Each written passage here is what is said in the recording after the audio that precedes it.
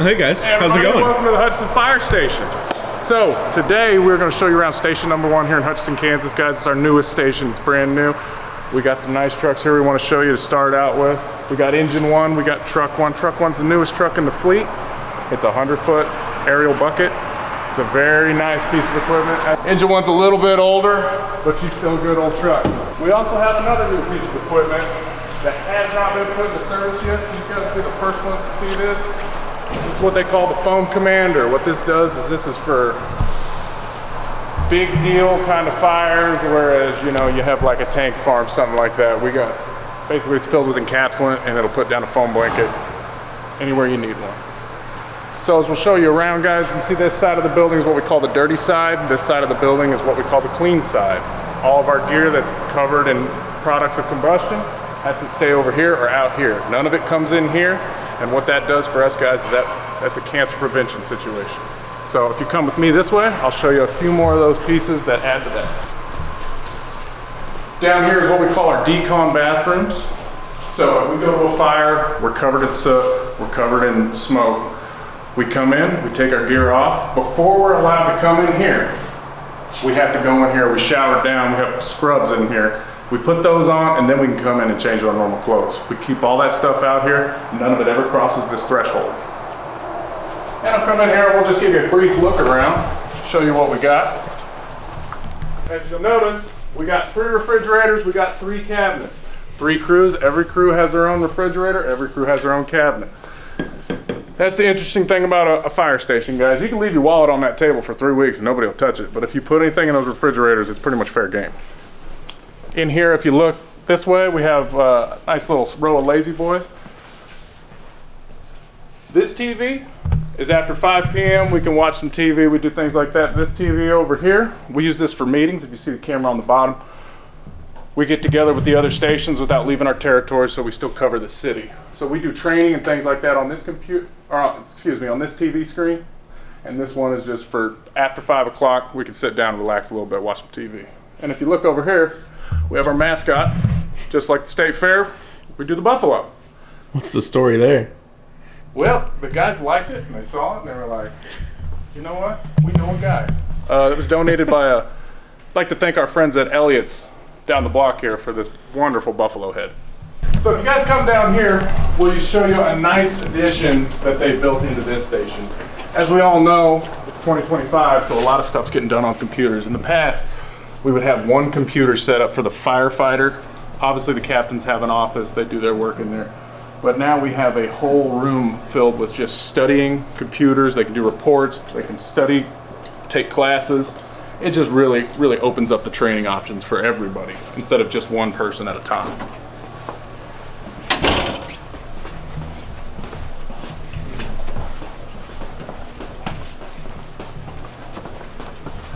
Over here we have what we call our clean laundry. Every station is set up with a washer and dryer so we can wash our uniforms, station towels, things like that. Again, none of the dirty clothes come in here. Anything that's been in a fire does not come into this laundry room. And if you come in here, this is where we sleep, guys. So if you look in here, each one of these little cells is set up with a bed and cabinets. This was a nice touch they added on because everybody has to have their own bedding. So they added these cabinets in here, so instead of taking that bedding every morning and taking it in the locker room and stuffing it in your locker, it's so right there, ready, accessible. 3 cabinets, 3 crews. Yeah. There you go. Now if you come with me, I'll show you a nice touch they added here. So we're all sleeping in here, the lights come on, the bells go off. We don't have to go out and around. We come right through here, and that takes us right back out here to the trucks. So if you come this way, I'll show you the dirty side of the station. Oh, so this over here, 81 is the one you were talking about for wildfires? These are both brush trucks. Okay. So we'll take those out on any brush fire calls. This up here is what we call a tinder. And tinder is an old fire terminology word, but basically it's a water tanker. Okay. It hauls water. So if we get fires out in the county where there's no hydrants, we're gonna run this and we're gonna use our mutual aid relationships with the local volunteer services. So for our area, we have a tender agreement. We'll end up with 3 tenders. Yeah. So we, as a department, have 2 on our own, but we'll get one out of, say, Bueller or District 3, One of those, they'll send a guy with a tender, and we'll do the same for them. And that way we just keep a constant shuttle of water coming. Gotcha. So the idea is to bring water fast enough to not run out of the water. That's a good idea. Yeah, it works in theory most of the time. We are also the hazmat station, guys. So we run the hazmat team out of here. As you'll see, we really leaned into our mascot here. That's a mean looking bison. That bison was hand painted by assistant or operations chief Jeremy Unruh. Really? Yep. When he was our battalion chief when we first moved in here, he hand painted that.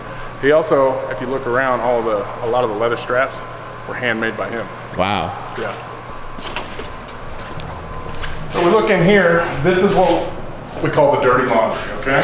So we only have a washing machine.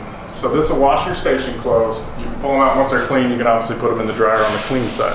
This is what we call an extractor. This is a bunker gear washing machine. It spins it fast enough to spin the water out of it. We hang it on these racks and we let it dry. Usually it takes about a day or two. This right here is something that was just put together by our friends on the Gold Crew. This is just a good old-fashioned boot and glove dryer. So you pull these off, put the boot upside down. Hopefully by the time you come back for the next shift, you got a dry glove, you got a dry inside of your boot. Hopefully. Hopefully. So if we look in here, this is our gear room. It's very organized, it's very nice. What we used to have before we had this was at the old station down there by the fairgrounds, we just have some hooks next to the trucks. Well, what we got here is we got a nice space for everybody. If you listen, you can hear that air moving. This is constantly pulling air out of the building. It's climate controlled, but it is constantly pulling it out. So anytime we use this stuff on a call, we get that stuff on us, we get that smoke, it's off-gassing. All that stuff is off-gassing, it's carcinogenic. And what this is doing is it's pulling all that stuff out and sending it away instead of just letting it be trapped. Up here, we have just kind of a hazmat storage area. We store a lot of equipment up there. And we have a little bit of a gym area that just guys brought in personal stuff to where they can work out on duty. Just a tool room here. And then we are the breathing air station. So if you look at this is a very awesome, very expensive, very complex piece of equipment. This right here is where we store our breathing tanks. So we take these, this is what we wear on our back, this is what we wear in our air packs. 4,500 PSI. 4,500 Drop it in there. On your back. Yep, hook it up. And then we close this big old bomb-proof door here. Fill it straight from there. In the past, we ran, we've always had a compressor, but we would have to run from a cascade, and that would basically ramp the pressure up slowly over time. This unit itself can fill all three. It can fill every air bottle on the Hutchinson Fire Department without ever having to use any stored air. Its compressor is that powerful. That's cool. It is a game-changing piece of equipment.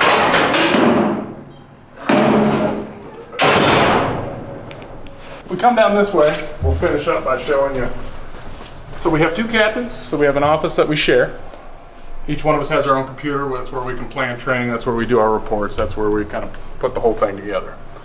And we have the unique privilege of having the battalion chief live in here with us. There are 3 battalion chiefs for 3 crews. On any given day, the battalion chief runs the entire fire department for the entire city of Hutchinson. And if you come this way, we'll show you our last stop on the way.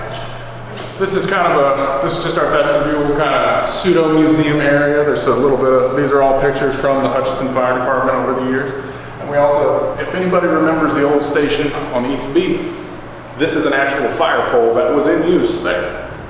All right, kids, come down and see us here in March. We're gonna have an actual astronaut here. We're gonna talk about fire, we're gonna talk about space, and we're gonna put the two together. So come down and join us here this March.